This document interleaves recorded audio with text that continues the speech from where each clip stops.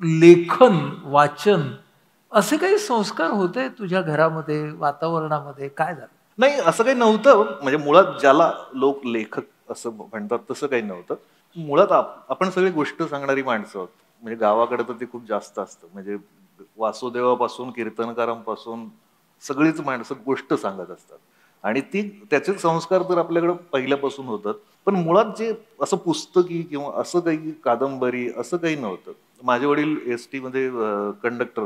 त्यांचं म्हणजे माझ्या आईचं स्वप्न एवढंच होतं, की तुला फिरायचा नाद आहे, तर तू बापाच्या जागी कंडक्टर म्हणून लाग. म्हणजे तुझं फिरणं पण होईल आणि तुझं सगळंच होईल. तर तिचं एवढंच स्वप्न होतं माझ्या बाबतीत. म्हणजे तसा मी खूप सुदैवी होतो, की काहीच अपेक्षांचं ओझं नव्हतं. कारण मी परीक्षेत दाखवून दिलं होतं, की माझ्याकडून ठेवूच शकत नाही अपेक्षा तुम्ही. तर मागे काही नव्हतं, की लेखक होणं म्हणजे असं करायचंय, तसं करायचं.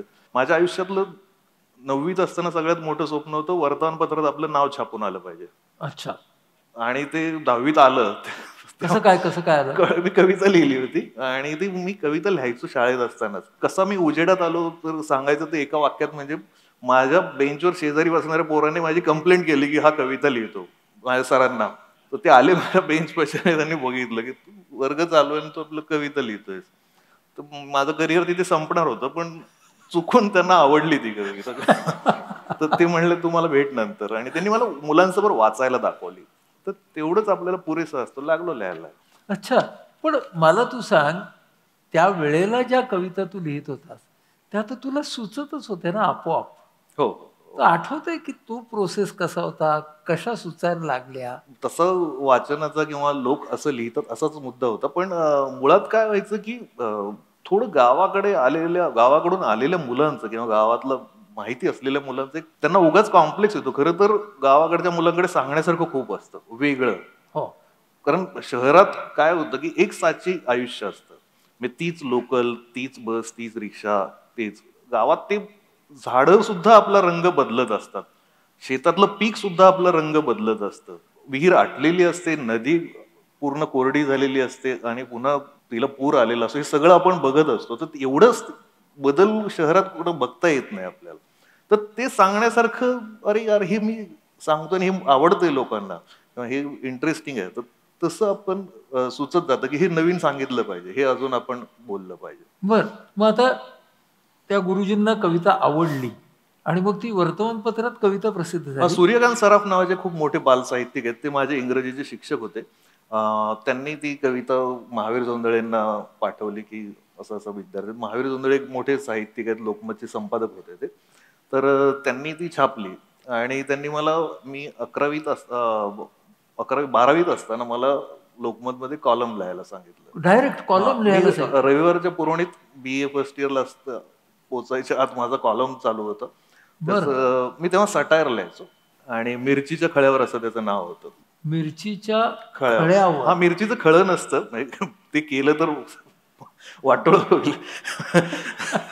पण एक असं जाणीवपूर्वक तसं नाव त्यांनीच सुचवलं होतं आणि मी हां. त्यात साहित्यिकांच्या गमती आणि असं लिहायचो. सटायर होतं ते.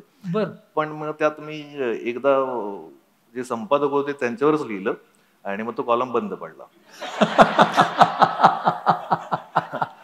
बरं, तेव्हा कळतही नव्हतं ना, की असं करायचं नसतं. पण म्हणजे लेखनाचा असा प्रभाव किंवा लेखन आपल्याला लेखन करायचंय, लेखक व्हायचंय, हा विचार त्याच काळात पक्का झाला का?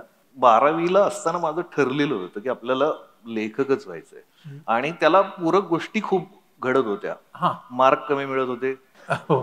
घरातून तसे बाकी काही उद्योगधंदा करावा असं काही प्रेरणा नव्हती किंवा असं काही नव्हतं. आणि मित्रांमध्ये जे माझे अजूनही मित्र आहेत, यांच्याकडून मला कधीही जगातल्या कुठल्याही विषयात कौतुकाची थाप मिळालेली नाही, लिखाणाशिवाय. त्यामुळे मी म्हटलं हेच करूया आपण. कारण मी लिहिण्याचं कारण हे होतं, की एक निरीक्षण मला वाटतं, की लेखक बाकीचं सगळं तयार होऊ शकत नाही. लेखकाचं काही ट्रेनिंग होऊ शकत नाही. पण तुम्हाला एक जन्मजात नाद असतो निरीक्षणाचा हं. किंवा बघत राहायचं, की काय घडतंय, काय नाही.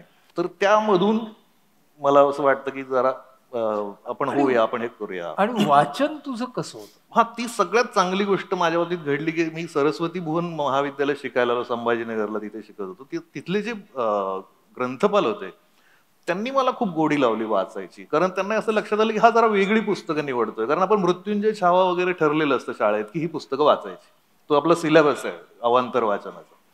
पण त्याच्या पलीकडे कोणी वाचायला लागलं की जरा वाटतं लोकांना, शिक्षक हा हा जरा याला दिसतंय काहीतरी, ते त्यांना वाटलं असावं. त्याच्यामुळे त्यांनी मला फार जाणीवपूर्वक चांगली पुस्तकं वाचायला लावली. आणि चांगली पुस्तकं फार लवकर वाचल्याने काय होतं की लेखक म्हणून तुम्हाला मस्ती येत नाही, तुम्ही जमिनीवर राहता. कोणत्या लेखकांनी किंवा कुठल्या साहित्याचा तुझ्यावर प्रभाव पडला?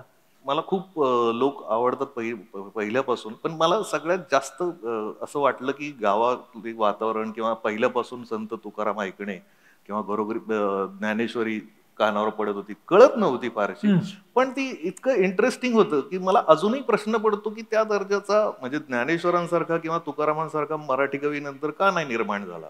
एवढं ते करूनच गेले सगळं आणि आता आपण काहीच आसपास जातच नाही आहोत कुठेच.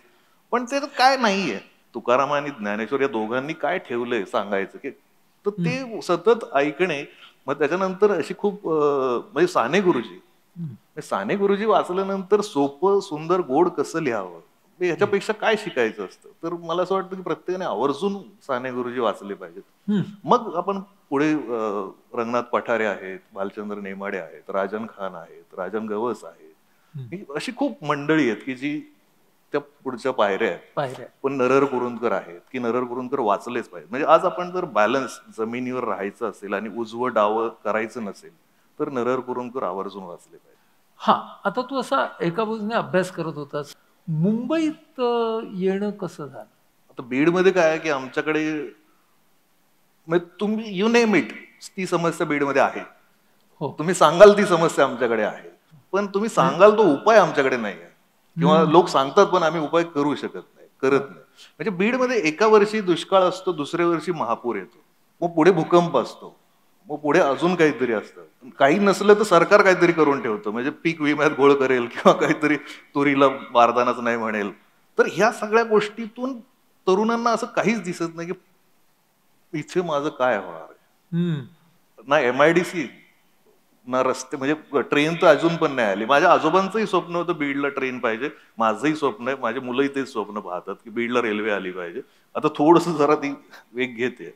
बाहेर जाण्याशिवाय काही पर्याय नव्हता, म्हणजे तिथे काहीच नसतं. म्हणजे एका लेखकाने बीड औरंगाबाद असं म्हणजे संभाजीनगर आता जे काय करणार तिथे, तो एकांकिका किंवा असं.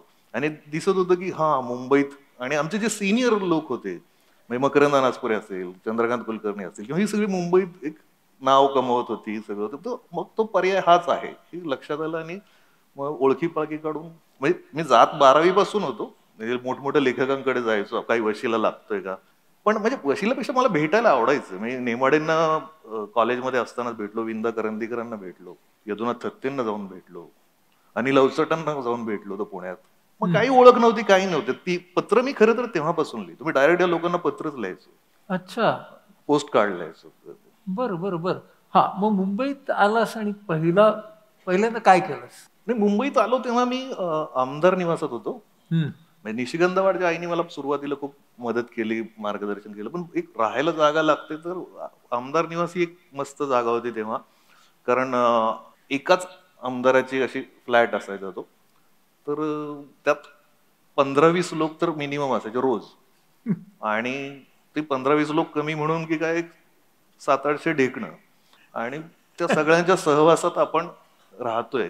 म्हणजे असं समोर कोणीतरी आपला टॉवेल वापरायचा आणि आपण तू माझा टॉवेल, मग काय होतं, गावाला तेच साबण बिबन तर विषय संपला. तर असं ते एकदम प्रेमाने लोक राहायचे. आणि त्यात इतकी माणसं रोज तुम्हाला अभ्यासाला मिळत आहेत.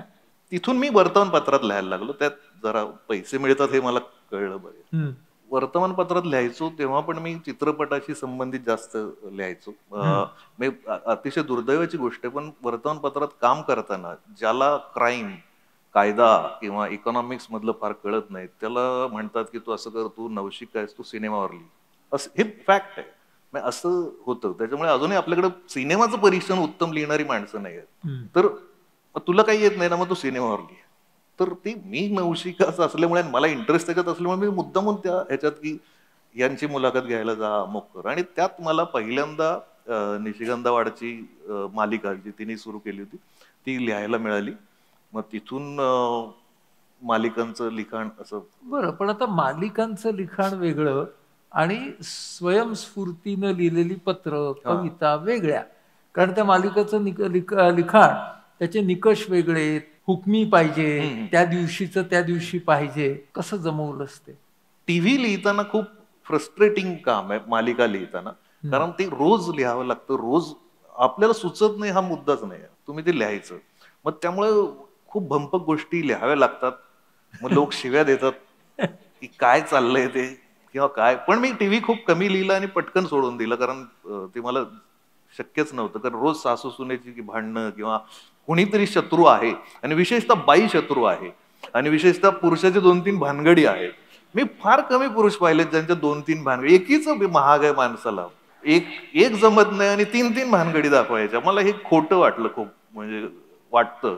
मग चित्रपटाकडे कसा वळलास? पहिला चित्रपट कसा आला? मी हे लिहित असताना मग मी हिंदीत पण लिहायला लागलो. हिंदीत खूप उत्तम पैसा मिळतो हिंदी मालिकांमध्ये. पण आमचा मित्र मकरंद अनासपुरे, त्यांनी मला सांगितलं की मी कसा सिनेमा करतोय, त्याला पॉलिटिकल सगळं बॅकग्राऊंड आहे आणि तो मराठवाड्याच्या स्टाईलचं पाहिजे, तर तू लिहिते. आणि मग तो गल्लीत गोंधळ दिल्लीत मुजरा नावाचा सिनेमा मी लिहिला. तो त्या सिनेमात काय होतं, सगळं राजकारण होतं. आणि त्यांनी मला पुण्याला एक स्वरूप हॉटेल आहे, त्यांनी मला ते कोंडून ठेवलं त्या हॉटेलमध्ये. आणि मी 2-3 दिवसात तो सिनेमा असा पूर्ण केला. म्हटलं घे. पण मला माहित नव्हतं की तो सिनेमा इतका हिट होईल, किंवा त्यालाही माहित नव्हतं. पण ते तसा तो वर्क झाला. लोक मग विचारतात की तुम्ही एवढं कसं काय राजकारण असं. म्हटलं मी बीडच आहे, तुम्ही मला राजकारण काय विचारता. त्यांच्याकडे कामच नाही ना. आम्ही सकाळपासून पंकुताईने काय केलं, धनुभाऊने काय केलं, यांनी काय, क्षीरसागरांनी काय केलं, त्यांनी काय केलं. पाणी नाही, शेतीला काही काम धंदा नाही, MIDC नाही, करणार काय आम्ही. आता काय होतंय, चित्रपटामध्ये जेव्हा यश मिळतं तेव्हा फटाफट चित्रपट लिहिण्याच्या संधी येतात. तसंच आल्या का तुला?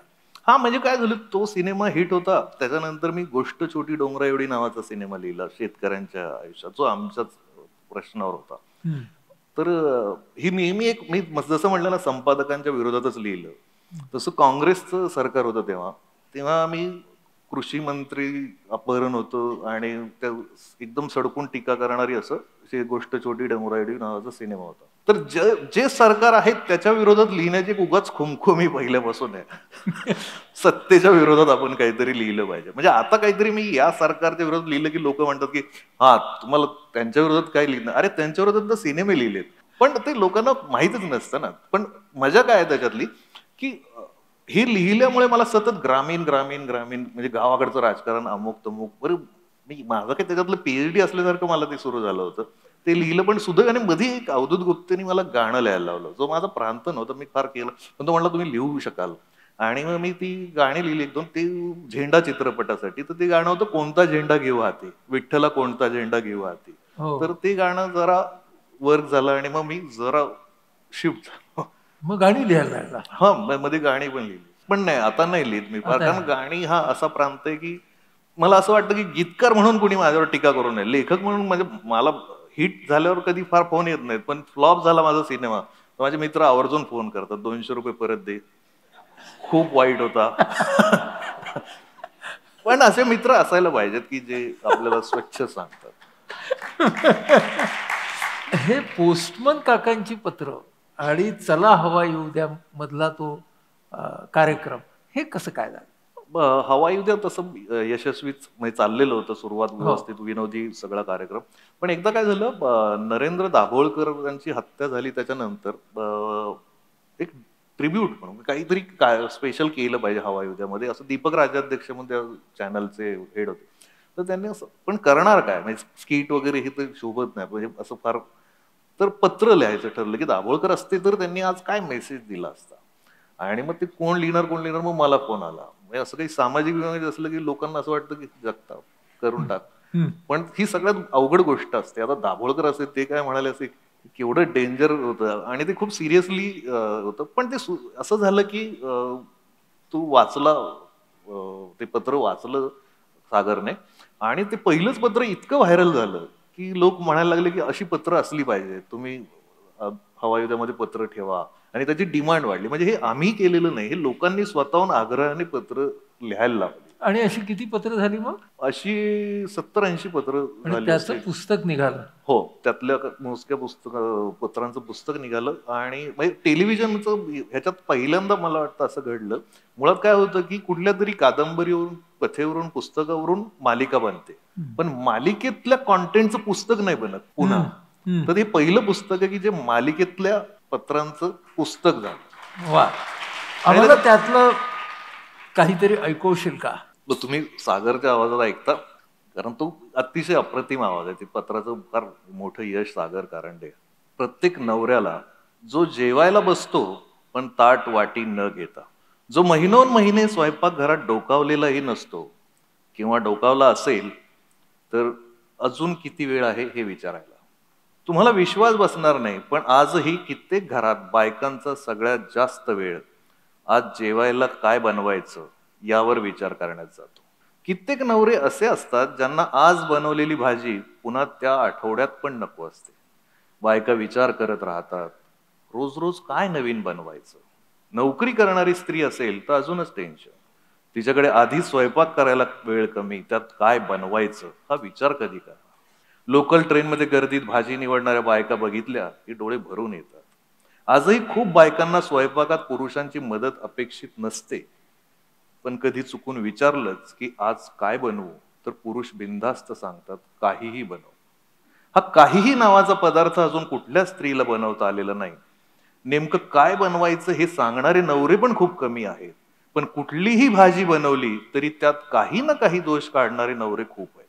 आजही स्वयंपाक न येणारी मुलगी भेटली की तिला भूत बघावं तसं बघतात. खर तर खूप लोक म्हणतात की पुरुष पण स्वयंपाक करतात. मोठमोठ्या हॉटेलमध्ये पुरुषच शेफ असतात, कुक असतात. पण जिथे स्वयंपाक करायचे पैसे मिळतात तिथे पुरुषांनी स्वयंपाक करायचा. आणि जिथे स्वयंपाक केल्यावर साधं कौतुक सुद्धा वाटायला येत नाही, आणि जिथे स्वयंपाक केल्यावर साधं कौतुक सुद्धा वाटायला येत नाही, तिथे बायकांनी स्वयंपाक करायचा. ही काय पद्धत आहे? एखाद्याचं मन जिंकायचं असेल तर त्याचा मार्ग त्याच्या पोटातून जातो, हे अतिशय भंपक वाक्य आपण खूप वेळा ऐकत असतो. पण ज्याच्या मनाचा रस्ता पोटातून सुरू होतो तो सरळ सरळ स्वार्थी माणूस. मनाचा रस्ता पोटातून नाही, ओठातून जातो. 4 शब्द चांगलं बोलणारा माणूस मन जिंकू शकतो. भाकरीचे 2 प्रकार असतात, ज्वारी आणि बाजरी नाही. काही भाकरी घडवल्या जातात, काही भाकरी बडवल्या जातात. ज्याला स्वयंपाकाचं कौतुक असतं त्याच्या घरात भाकरी घडवल्या जातात. ज्याला स्वयंपाक हे बायकोचं कर्तव्य वाटतं त्याच्या घरात भाकरी बडवल्या जातात. ज्या घरात वरणाचं कौतुक होत नाही त्या घरात फोडणीचा ठसका जरा जास्त होतो. ज्या घरात फुगलेल्या पोळीची दखल घेतली जात नाही त्या घरात पोळपाटाचा आवाज अंमळ जास्तच होतो. ताटातल्या कोशिंबिरीला दाद मिळाली नाही की कांदा कापताना चाकू तलवारीसारखा चालू लागतो. काकडीवर वार होऊ लागतात, मेथीची पानं काडीमोड घेतल्यासारखी वेगळी होऊ लागतात, मिरच्या ठेचल्या जाऊ लागतात, पातेल्यात पळीचे प्रहार होऊ लागतात, चहात साखर कमी आणि खिचडीत मीठ हमखास जास्त होऊ लागतं. हे सगळं होतं कारण मन ठिकाणावर नसतं. ज्यांना वाटतं मनाचा रस्ता पोटातून जातो त्यांनी हे लक्षात घ्यावं, पोटाचा रस्ता मनातून जातो. कारण रस्ता जाणारा असतो तसा येणाराही असतो. मनात नसेल तर गोष्ट प्रत्यक्षातही चांगली होणार नाही. जर खाणाऱ्याला कौतुक नसेल तर बनवणाऱ्याला कुठून उत्साह येईल. 40 वर्ष स्वयंपाक करणारे एक काकू पाहिल्यात मी. म्हणायला माणूस आहेत, प्रत्यक्षात यंत्र आहेत. नवरा उठायच्या आधी चहा बनवून ठेवतात, अर्धा कप दूध, अर्धा चमचा साखर, ब्लड प्रेशरची गोळी. पुन्हा नवऱ्याने आवरायला उशीर केला तर चहावर आलेली साय चालणार नाही म्हणून पुन्हा चहा गरम. मग नाश्ता, पोह्यात मोहरी नको, उपम्यात कांदा नको, ऑमलेटमध्ये कोथिंबीर नको. मग दुपारच्या जेवणात भाजीसोबत लोणचं आणि कोशिंबीर कंपल्सरी. रात्रीच्या जेवणात गोड काहीतरी पाहिजे. काकूंना हे सगळं मुखपाठ. यंत्रासारख्या त्या या गोष्टी करत असतात. काका यंत्रासारखे खात असतात. जेवायच्या आधी आणि नंतर काका देवाचं नाव घेतात. पण 40 वर्षात काकांनी काकूचं नाव घेतलं नाही आणि म्हणाले नाहीत की आज आमटी काय भारी झाली. काकूंसारखी अशी कितीतरी चालती बोलती यंत्र आपल्या आसपासच्या अनेक स्वयंपाकघरात राबत असतात. अशा कितीतरी काकूंना विचारलं की मनाचा रस्ता पोटातून जातो का, तर त्या नक्की नाही म्हणतील. मग खरं काय? खरं एवढंच आहे, मनाचा रस्ता पोटातून नाही ओठातून जातो. एकदा कानात का होईना सांगून बघा, भात तुझ्यासारखाच मन मोकळा झालाय. एकदा कानात का होईना सांगून बघा, भात तुझ्यासारखाच मनमोकळा झालाय किंवा शिरा तुझ्या एवढाच गोड झालाय, मग बघा तुमच्या घरात भाकरी कधीच करपणार नाही, नेहमी नेहमी दूध उतू जाणार नाही. स्वयंपाक कला आहे, त्यालाही रियाज असतो, स्वयंपाकालाही बंदिश असते, ताल असतो, सूर असतो, मग दात का असू नये. वा वा वा वा, क्या बात. हे म्हटलं तर गद्य होतं, म्हटलं तर पद्य होतं. म्हणजे त्याच्यामध्ये एक कवितेची पण लय होती, जरी ते गद्य होतं तरी सुद्धा. हा म्हणजे हा आपोआपच लिहिला गेला हा फॉर्म काय झालं? नाही, मी बऱ्याचदा म्हणजे पत्र असतील किंवा ललित असेल त्यात तो थोडासा पद्याकडे झुकतो, कारण आपण सगळे त्या थोड्याशा रिदमवर, म्हणजे जसं अभंग आहेत किंवा लहानपणापासून जे ऐकत आलोय, तर त्यात कुठेतरी ठेका आपल्याला असतो, म्हणजे उपजत एक त्याच्यात येतं. हे जे मी वर्णन केलंय हे मी खाल्लेल्या शिव्यांमधून केलंय. म्हणजे रोज घरात घे, तुला काही काम कळत नाही, तुला काही येत नाही, तुला असं नाही. म्हणजे हा काही लोक ह्याला म्हणतात ना की काय संवेदनशील लिहिता तुम्ही, असं असं काही नाही. खूप शिव्या खाऊन आलेले अनुभव असं आहे. उगाच वेगळं इम्प्रेशन नको. नाही नाही, पण हरकत नाही, त्याच्यातूनही संवेदनशीलता वाढतेच की. महाराष्ट्रातली शोधून काढलेली प्रभावी व्यक्तिमत्व, हा सगळा प्रोजेक्ट तू कसा केला? हा, म्हणजे शोधून काढली म्हणण्यापेक्षा माणसं आहेत आपापल्या कोपऱ्यात आपापल्या क्षेत्रात काम करत असतात. पण हवा युद्धामध्येच आता मला यायचा कंटाळा, वारंवार पत्र कसं लिहिणार. बरी काय असतं की ज्यांची कारकीर्द आहे त्यांच्यावर पत्र लिहायला एक बरं पण वाटतं, मजा पण येते. कधी कधी असं व्हायचं की ज्यांची कारकीर्दच मेसेज एवढी आहे त्यांच्यावर पत्र कुठून लिहिणार असं तर ते नको वाटायचं की बळेच काय. मी असं वाटतं की काहीतरी चांगलं त्या स्लॉट मध्ये दिसलं पण पाहिजे. आपण अशी काही माणसं आहेत की ज्यांच्यावर आपण, तर मला त्या बाई होत्या की ज्या कोल्हापूरच्या पलीकडं नवरा त्यांचा तरुणपणी वारला, तर त्यांनी नवऱ्याचं सामान फक्त, म्हणजे पैसा अडका घरात काही नाही, फक्त ती केश कर्तनाचं सामान, कटिंगचं, सलूनचं, गावातलं. तर त्यांच्या डोळ्यासमोर फक्त तेच दिसत होतं की नवरा सोडून काय गेलं, तर 3 मुली आणि हे सामान सगळं कटिंगचं. तर त्यांनी असं ठरवलं की आपण कटिंग करूया या बाईंनी गावातल्या. आता गावात विचार करा, हे मी बोलतोय 30 वर्षांपूर्वीच. त्या 30 वर्षांपूर्वी या बाईंनी, शकुंतलाबाईंनी लोकांची कटिंग करायला सुरुवात केली. खूप गोष्ट अवघड, म्हणजे त्यांनी निर्णय बोलून दाखवला. पुरुष म्हणजे कसं काय बाईकडून, या गावचे त्या काळचे सरपंच सगळ्यांसमोर त्यांच्या समोर बसले आणि म्हणाले, पहिली कटिंग माझी करा, मग पुढे सगळं. खूप वर्ष मी प्रत्येक नेत्यामध्ये असा सरपंच शोधत असतो की भेटत नाही. एक छोटी डॉक्युमेंटरी सारखा एक सेगमेंट सुरू केला. मग मी यांची मुलाखत घेऊन आणि पूर्ण ते शूट करून काम करताना, तर तशी मग अशी खूप माणसं. आता ही भापकर काका आहेत नगर मधले, हे शिक्षक होते.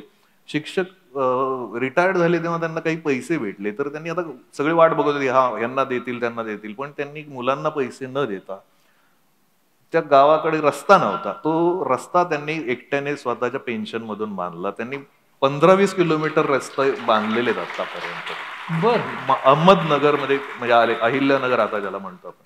तू इतका धडपडे आहेस ना, म्हणजे काहीतरी करतच राहतोस. तर हे सह्याद्री देवराई हा उपक्रम काय?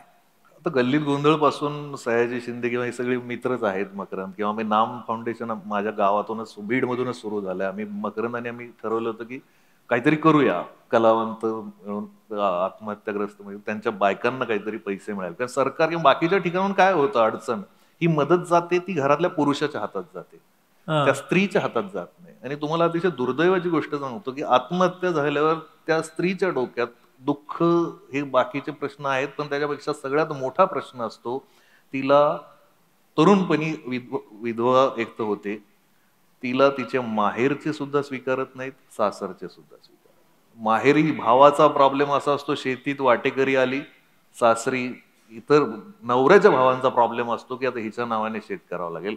ही अतिशय वाईट दुःख, म्हणजे त्या मुलींना, ज्या तरुण स्त्रिया असतात, ते बघून असं वाटलं की आपण माणूस म्हणून खूप भयंकर आहोत. तर तिथून ते सुरू झाले. नाना पाटेकरांनी की कशाला बोंबलत हिंडता, मी एकटाच करतो सगळे पैसे खर्च, आणि त्यांनी ते केलं. सगळी मदत त्यांनी गोळा केली एकट्यानेच, आणि मग ती पुढे छान संस्था पण उभी केली नानांनी, नाम फाउंडेशन. त्या परत आम्ही फिरतच होतो, सयाजीराव पण असं की फिरताना पिकनिक अशी ठरली की ह्या गावात मित्र सगळे जमले, जेवण असं असतं. ते असं लक्षात आलं की समोर त्यांना भेटायला आलेली मंडळी ही, और तिकडे एक प्लॉट आहे, इकडं मी 4 एकर घेतली आहे, तिकडं असं. आणि आम्ही जिथं बसलो होतो तिथं झाड नाही, सावली नाही, म्हणजे शेतात त्या एक झाड नाही. तर आम्ही असं विचार केला की आपण ज्या मित्राच्या शेतात जाऊ किंवा गावात जाऊ, तिथं आपण नुसती पिकनिक असं नको, आपण झाडं लावूया आणि पाण्याचं काम करूया, कॉन्क्रीट. तर तेव्हापासून ज्या गावात पिकनिक म्हणून जातो तिथे झाडं लावायची, मग ती खऱ्या अर्थाने पार्टी होते. ही काही समाजसेवा नाही, आम्ही पार्टी म्हणून जातो धमाल. पण आता त्यातून काही लाख झाडं महाराष्ट्रात लागलेली आहेत सह्याद्री देवराईच्या मार्फत. जी अभिमानास्पद एकच आहे की ती तिथली माणसं जगवतात. फक्त आपण एकदा गेलेलो असतो तिथं, दोनदा फोन केलेले असतात, बाकीचं सगळं ती माणसं बघतात. माझं स्वतःचं गाव, मला जी माणसं बीडमध्ये जायची ती म्हणायची, काय भकास एरिया रे तुमचा. तर हे इतकं ऐकायला वाईट वाटायचं. पण मी त्या सगळ्या लोकांना फोन करून सांगितलं की आता मी पालवण नावाचं आमच्या बीडमध्ये आहे, बीड बाजूलाच, तिथं भकास डोंगर होते, तिथे त्या वन विभागासोबत आम्ही 25,000 झाडं लावली. आज ती इतकी उत्तम पद्धतीने आले, सावली देतात ती झाडं, आणि तिथं तो सगळे डॉक्टर इंजिनियर तिथे चालायला जातात. असं किती ठिकाणी या देवरायांचं 25 पेक्षा जास्त ठिकाणी. आम्ही पहिल्यांदा बोलतो, मला या विषयावर बोलायला आवडत नाही, पण मी खरोखरच ही बघण्यासारखं काम आहे. आणि म्हणजे मुळात काय असतं की घर बांधतात लोक, तेव्हा काय असतं, ती फार फार तर 2 पिढ्या 3 पिढ्या माहीत असतं. नंतर कागदावरही नाव बदलत जातं. 3 पिढ्या म्हणजे 2 आजोबा गेल्यावर तर दारावरची पाटी पण बदलत जाते, घराच्या मालकाचं नाव राहत नाही.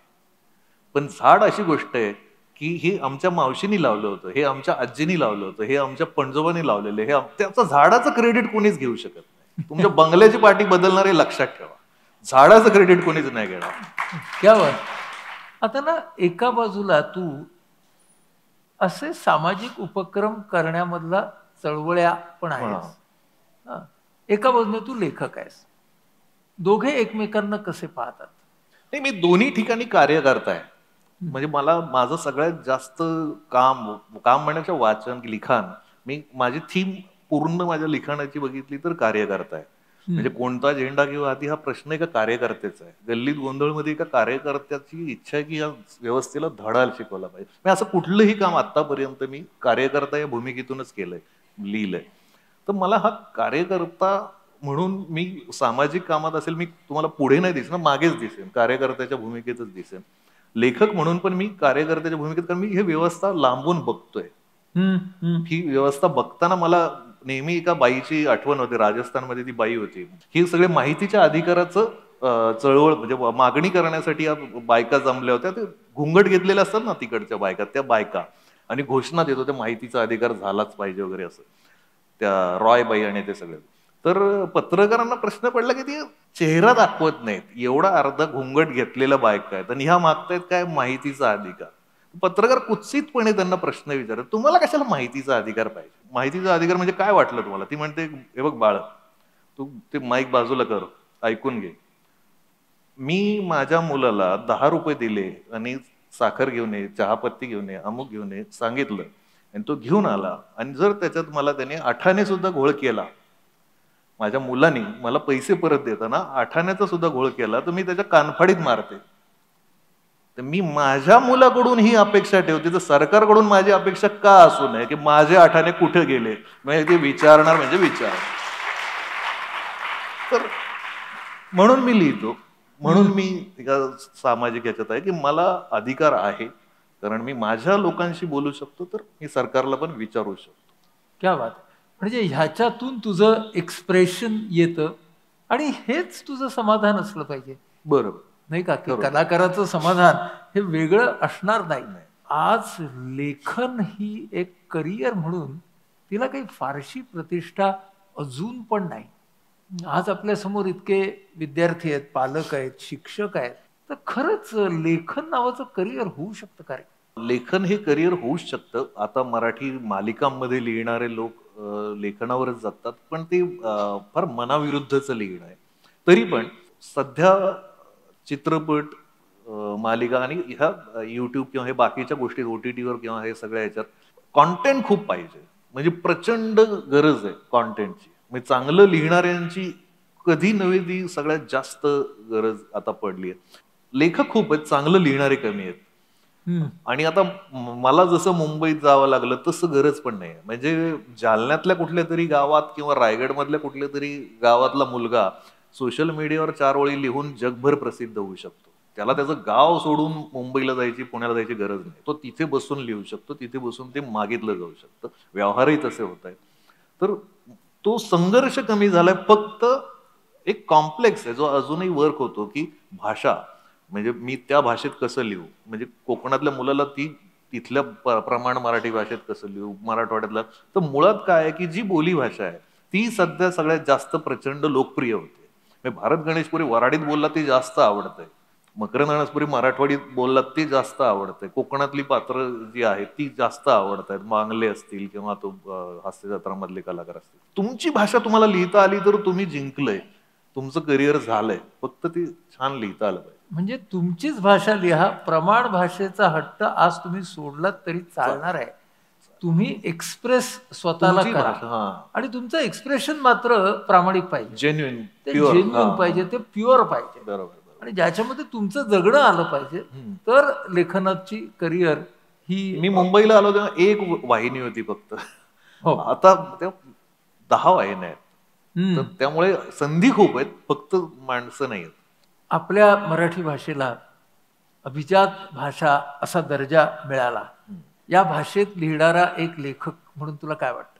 मला काय वाटतं, की ह्या निमित्ताने मी तुम्हाला उदाहरण सांगतोय, की हम्म. करुणानिधी नावाचे तामिळनाडूचे मुख्यमंत्री, त्यांनी खूप आंदोलनं केली त्यांच्या तमिळ भाषेला अभिजात भाषेचा दर्जा मिळावा म्हणून. तरुणपणी त्यांचं लग्न झालं होतं. म्हणजे लग्न, नवरी नवरदेव असं सगळं छोटासा विधी होता. हा माणूस पटकथा लेखक तमिळ सिनेमांचा. त्या काळात लग्नाचं आता त्यांची जी पद्धत अशी अक्षता टाकणे, त्यांची जागे काय असेल ते होणार तेवढ्यात बाहेरून मोर्चा चालू झाला, घोषणा ऐकू आल्या, की तमिळ भाषेला अभिजात दर्जा मिळाला पाहिजे. हा भाऊ नवरदेव करुणानिधी हे त्या मोर्चात सामील झाले, तिथून पुढे गेले, मग त्यांना पकडलं गेलं, लग्न थांबलेलंच.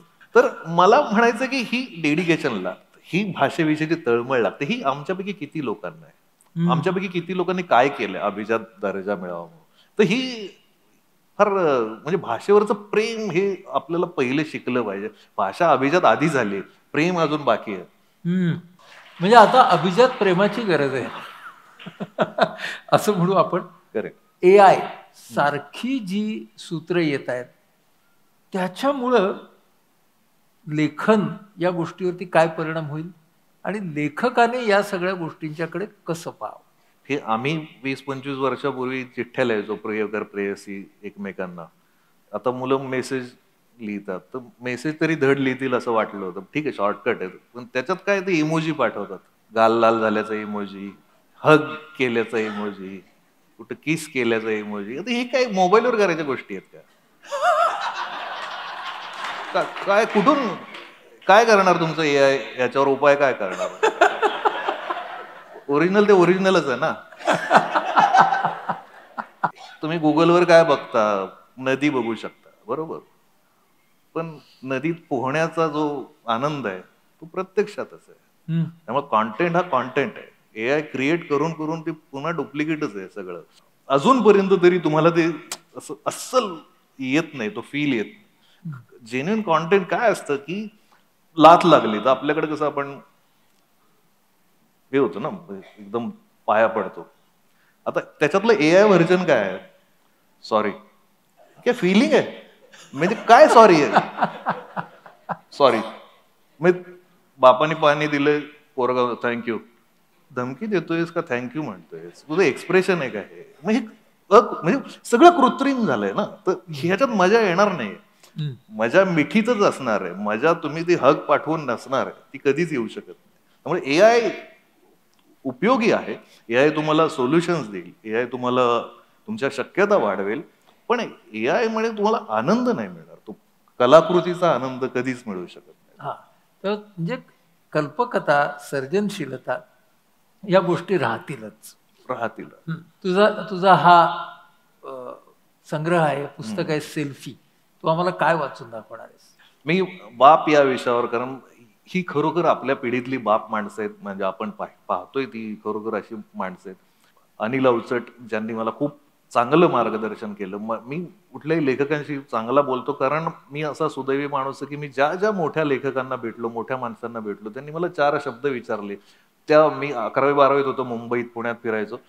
सांगितलं एकच की लवकर घरी जा, तिकीट काढून देतो.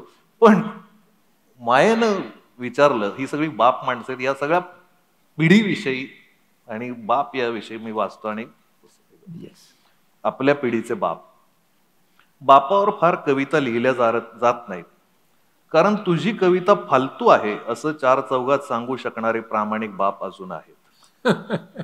आपल्या बाप माणसांची गोष्ट खूप सेम असते. आपण सिनेमासारखे जगलो गावात आणि शहरात. लँडलाईन, पीसीओ, पेजर, मोबाईल असं झपाट्याने जग बदलताना बघत आलो. पण बाप नावाचं रसायन जसंच्या तसंच राहिलं. वर्तमानपत्रात 7व्या पानावर 8व्या ओळीत पोराचं नाव आलं तरी गावभर दाखवत फिरणारे, ते वर्तमानपत्र सातबाऱ्यासारखं जपून ठेवणारे बाप. पण तोंडावर आपल्याला कौतुक वाटलं याचा थांग पत्ता लागू न देणारे बाप. आपल्या तरुणपणी प्रेयसी सारखे वागायचे बाप. प्रेम आहे हे शब्दाने कळूच द्यायचे नाहीत, आपणच ओळखायचं त्यांच्या नजरेत. लहानपणी बापाची वाटणारी भीती हा तक्रारीचा नाही, अभिमानाचा विषय होता. कोण आपल्या बापाला जास्त घाबरतो यावर चर्चा व्हायची. आणि आपण बापाला जास्त घाबरतो हे सांगताना छाती अभिमानाने फुलून यायची. कणगीसारखे बाप, रांजणासारखे बाप, कधी माथ्यावर आलेल्या सूर्यासारखे, कधी अचानक शिराळ पडल्यासारखे, दुष्काळात सुद्धा नुसतं बघितलं की आधार वाटणारे बाप. बाप सोबत असल्यावर कधी काही कमी पडेल असं वाटायचंच नाही. मनी ऑर्डरवाले बाप, वर्तमानपत्रात गुंडाळून जिलेबी आणि भजी आणणारे बाप, आईला आवडत नाही म्हणून गुपचूप ऑमलेट करून खाऊ घालणारे बाप, तव्याचा वास येऊ नये म्हणून त्यावर ज्वारीचं पीठ जाळणारे, तो धूर बाप लेकाचं वंगाळ खाण्याचं पाप नष्ट करण्यासाठी केलेल्या यज्ञासारखा वाटायचा. शाबासकी मिळेपर्यंत बापाची पाठ दाबण्यातला पराक्रम किती थोर होता. बापाची पाठ चोळून देण्यासारखा आनंद नव्हता. बाप नेहमी युद्धावर जाणाऱ्या सैनिकासारखा वाटायचा कामावर जाताना. मंत्री संत्री खिचगणतीतही नव्हत्या आपला बापच देश चालवतो असं वाटायचं. कामावरून परत आलेल्या बापाला रस्त्यात गाठून हातातली बॅग घेऊन घरापर्यंत येण्यात किती थाट वाटायचा. लाडात येऊन बापाने हातावर ठेवलेले 4 आणे 8 आणे कुठल्याही पुरस्कारापेक्षा कमी नव्हते. तुम्हाला जगाने डोक्यावर घेतलं तरी लहानपणी बापाच्या खांद्यावर बसून गर्दीत मदारी दाखवत असलेले खेळ पाहताना जो मोठेपणा वाटला तो पुढे कधीच वाटला नाही. हा झाला आपल्या लहानपणीचा काळ. पण आपण मोठं झाल्यावर, पोटा पाण्यासाठी हिंडायला लागल्यावर, आपली भेट व्हावी म्हणून लहान मुलासारखी वाट पाहणारा बाप, त्याचं काय. लहानपणी आपण घाबरून असायचो, लपून बसायचो चूक झाली की. पण आता पारावर, देवळात, गॅलरीत, गार्डन मध्ये बसलेले वय झालेले तुमचे आमचे बाप दिसतात. वय झाल्यावर हे बाप लोक आईच होऊन जातात. जर बसलेले डोळे असे मायाळू कसे होतात. कित्येक पूर पाहिलेल्या खडकासारखे बाप अचानक पावसात भिजणाऱ्या ढेकळासारखे मऊ का होतात. वाईट काही नाही, पण आपल्याला सवय नसते. फादर्स डेला किती लोकांनी प्रत्यक्ष आपल्या बापाला शुभेच्छा दिल्या असतील, हे असं बापाला कसं सांगता येईल. प्रत्येक बाप काही न बोलताही मुलाला ओळखून असतो. फक्त आपल्यालाही त्यांच्या मनातलं ओळखता आलं पाहिजे. कधी जमेल माहित नाही, पण जमलं पाहिजे. ते जमेल तेव्हा जमेल, पण हा बाप शब्द आपण जपला पाहिजे. ज्ञानेश्वरांचा शब्द आहे, बाप रखुमा देवी वरू. बाप खूप छान शब्द आहे. वडील म्हणजे फक्त वयाने वडील असल्यासारखं वाटतं. बाप म्हणजे कम्प्लीट बाप. आपण व्यक्त व्हायला लाजायला नको, बाप शब्दाच्या बाबतीत आणि प्रत्यक्ष बापाच्या बाबतीत. वडील ही सुद्धा ओळख असली तरी बापच, कारण बाप म्हणजे लय भारी. वाह वाह वाह, क्या बात, क्या बात, क्या बात.